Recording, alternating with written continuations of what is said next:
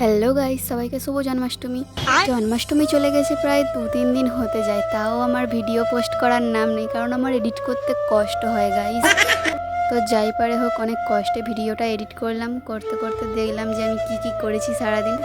আমি ধরতে গেলে ওই দিন কিছুই করিনি, আমি শুধু সকালে ফুল তুলেছিলাম, বেলপাতা, ফুল, তুলসী পাতা এইসব তুলেছিলাম। বাদবাকি সব আমার বান্ধবী এসে করেছিল। মানে গোপুসোনাকে প্রথমে স্নান করিয়ে নিচ্ছিল পঞ্চামৃত দিয়ে, তারপর স্নান টান করিয়ে মানে বস্ত্র পরিয়ে দেবে, এবার অনেক কিছু দিয়েই স্নান করাচ্ছিল। ওই দিন আমি কিছুই করিনি, বেলুন ফুলিয়েও ছিলাম। আগের দিন অনেক কিছু করেছি, আগের দিন সেই জন্য ঘুমাতে ঘুমাতে আমার 2-3টে বেজে গিয়েছিল, কারণ আমার আগের গোপুসোনাকে আমি রং করছিলাম, মানে অঙ্গরাগ করে দিচ্ছিলাম। তো তারপরে আমার মা ওদিকে মানে আমার গোপুসোনার জন্য অনেক কিছু রান্না করছিল, যা যা রান্না করতে হয়। তারপরে এদিকে আমাদের এই গোপুসোনাও কি সুন্দর একটা হলুদ কালার ড্রেস পরে কত সুন্দর লাগছে। তারপর আমি এনেছিলাম 2টো বালা, নূপুর আর একটা হার রূপোর, তো সেইগুলোই আমার বান্ধবী পরিয়ে দিচ্ছিল, কত সুন্দর লাগছে।